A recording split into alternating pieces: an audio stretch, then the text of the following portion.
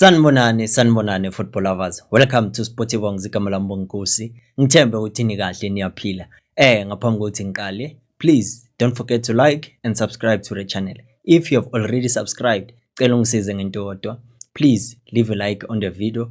Ngawenza umkhulu umehluko futhi ngingabonga kakhulu. Danko. Asihlala udabeni. Kaizer Chiefs, it seems like they are looking to start on a new leap whereby ukuthi they're taking a different direction now. Maybe nabo sebakhathela ama-free agents nokuthatha ama-player from Orlando Pirates and Mamelodi Sundowns because bakhathela ukubizwa ngokuthi bona bathenga ama-reject from other clubs. But this is football, akuna-reject. As long uzokwazi ukushaya isibani uzoshaya. So uTerra Maliwa and uKaizer Junior, it was reported ukuthi bazobe bakhona laphana eRabat that is going to host a transfer room, and we know ukuthi transfer room it's where ama teams amaningi they go to that summit so that bazokwazi ukuthi babheke ukuthi on the market kwenzakalani, which players are available and ama player that are within their reach ukuthi in terms of finance how financially stable are they ukuthi bangakwazi ukuparticipate, because we saw the likes of Mamelodi Sundowns participating. Bathola ama players afana nabo abo Tashreeq Matthews, abo Marcelo Allende. So ikusiza ngalokho ukuthi ungafocus more on what is happening locally, because Kaizer Chiefs vele locally yayishuka imbodla, but for them I think it's a good opportunity ukuthi bazokwazi ukuthi ba scout and see ukuthi amapha ama player bazowaletha which have the talent that can help Kaizer Chiefs ukuthi baye phambili babe nenqubekela phambili, because we know very well ukuthi we want to see the club being rejuvenated, we want to see the club returning back to their glory days. So konke lokho mele kuqale somewhere. So this is the start of a new beginning. Hopefully ukuthi into abayiyele laphayana izoba into abayi-expectile, at least bangathola at least a player or two if it happens. But what is important ukuthi they are willing ukuthi nabo bathathe different direction so that bazokwazi ukubona ukuthi okay, in terms of standard how far are they in terms of matching other teams, in terms of acquiring all the top talent akhona emhlabeni. So hopefully ukuthi uTerra Maliwa, as he has an eye for talent, he's a scouter, uzokwazi ukuthi asize going forward. So for Kaizer Junior it's a good thing ukuthi athathe scout baye lapha so that bazokwazi nabo babona ukuthi if maybe boshaya window shopping bangakwazi ukuthi okay masibuya we mean business, but it's a good thing. So hopefully ukuthi indaba ezimnandi nje zoloku ziqhubekile, because sesekuyo i-transfer season and obviously ama rumors azoba khona since Kaizer Chiefs nayo is in search of a coach, and obviously it's not any coach but a coach that aligns with the modern football. As we know ukuthi football has evolved, so nakanjani when football has evolved we need a coach that has ama ideas that can be helpful, especially for a team like a Kaizer Chiefs, because you don't want to seem like we are outdated. That's why we took the part of ukuthi silethe at least for once we changed things ukuthi silethe a coach with his assistant and his technical staff. So lokho kukodwa kuyakutshela ukuthi the club is willing to take necessary action so that they can be able ukuthi team ibuyele ezingeni labo, but akusiyonke into esheshe vele njengoba kushiwo nangesini ukuthi akuvelwa kanye kuhle kwamadlebe embongolo. So sofika isikhathi sokuthi yonke into will fall into place, but for now asiloku search and see. So there's another coach by the name of Dylan Kerr. Dylan Kerr simazi kahle ke for his famous tattoos. We know very well ukuthi he knows the ins and outs of a South African league.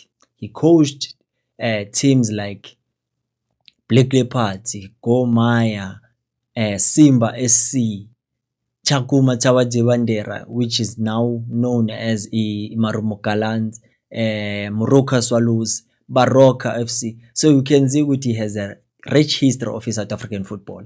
And for a coach like that, I think is the type of a coach that Kaizer Chiefs, when they hear Wuti, he's one looking for a job in nature, they smile, because they are looking for coaches that are like yebo baba, when they say ukuthi jump, they say how high, because they know very well ukuthi uza not because mhlambe bona ba desperate for yena, but yena is desperate for the coaching gig, because they know very well ukuthi coaching Kaizer Chiefs is a huge thing. So for a coach like Dylan Kerr saying ukuthi I can win the league with the Kaizer Chiefs, it simply means ukuthi uhlale phansi and he observed and monitored how Kaizer Chiefs played and came to a conclusion with no, with the kind of players, the crop of players that Kaizer Chiefs has now, I can be able to do something.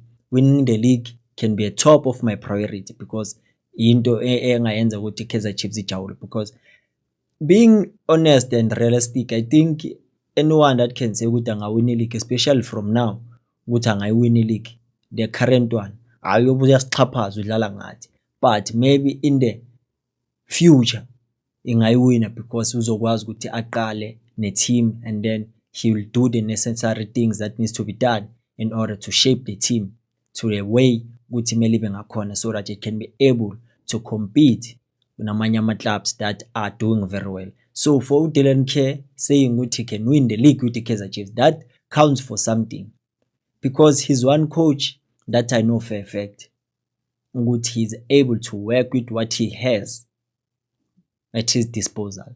Bawubona ngama-clubs bekawacoach ukuthi okukhona kukhona, okungekho akukho, but he managed to win i-Nedbank Cup ne-TTM manje isaziwa nge-Marumo Gallants 2021, wakwazi kuyiwina waqopha umlando. So maybe i-Kaizer Chiefs maybe ingabona this as an opportunity ukuthi bangamletha, but I don't think ukuthi it's going to be a right fit, especially for the modern football whereby ukuthi coaches are required to have a CAF A license.